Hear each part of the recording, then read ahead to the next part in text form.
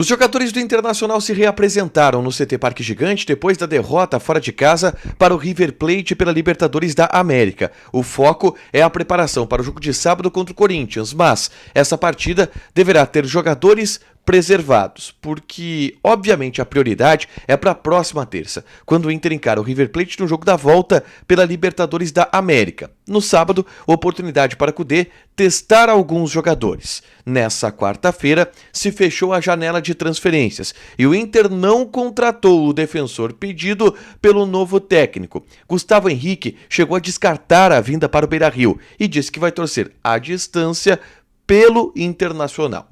Entretanto, movimentações de saídas ainda podem acontecer.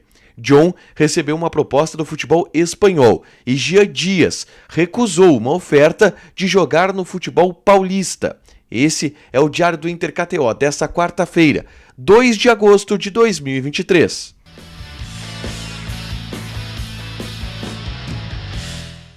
Tudo bem, gente? Obrigado pela participação aqui. Não esquece de deixar teu like, te inscrever, de ativar as notificações.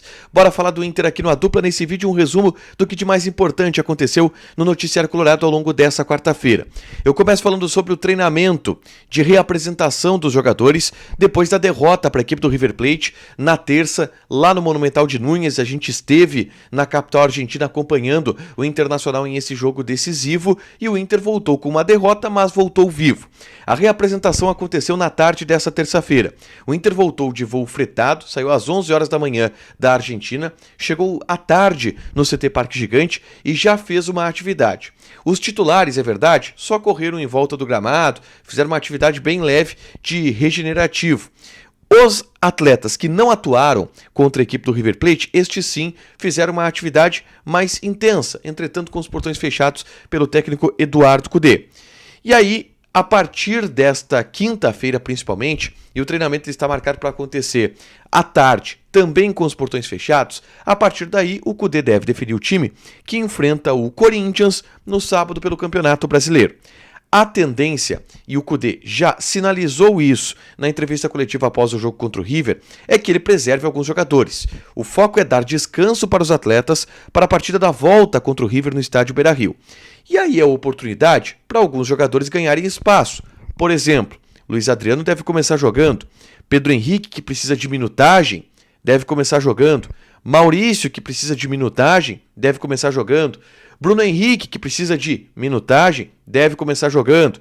Aí, Rômulo pode entrar no meio-campo, o Gia Dias pode ter uma oportunidade. Na defesa, Igor Gomes, o mercado está suspenso, então vai jogar Nico Hernandes. A dúvida é quem vai ser o outro zagueiro, ele pode repetir o Vitão, colocar o Tauolara. Um desenho eu já dei de frente para trás do time do Inter que pode enfrentar o Corinthians neste sábado pelo Campeonato Brasileiro, já que haverá preservações por parte do técnico Eduardo Kudê, tá?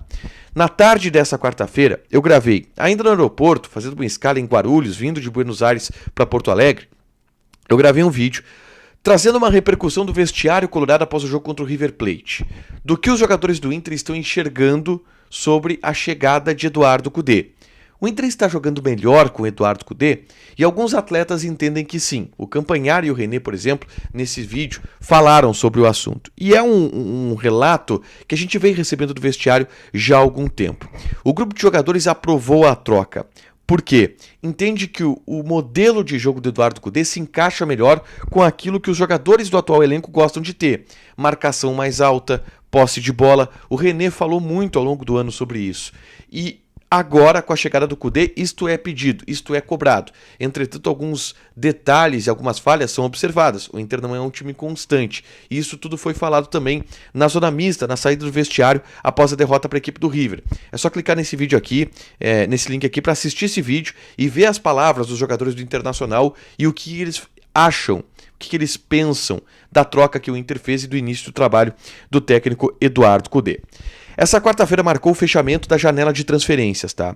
O Inter não pode mais contratar jogadores que estejam em outros clubes, seja do futebol brasileiro, seja do exterior, porque a janela ela fechou. O Inter pode fazer negócios, por exemplo, com jogadores que estão livres do mercado até o dia 2 de agosto, tá? Porque se conseguiu ficar livre até 2 de agosto, tem ainda todo o restante da temporada para assinar contrato com qualquer clube, mas o Inter não pode mais contratar ninguém. E o Inter não trouxe, em um primeiro momento, o defensor pedido pelo técnico Eduardo Cudê. Um zagueiro, principalmente, que foi o foco da direção em determinado momento. O Inter tentou o Gustavo Henrique, teve conversas com o jogador, mas assim, até a madrugada dessa quinta-feira, não fechou. Então, Gustavo Henrique não vem.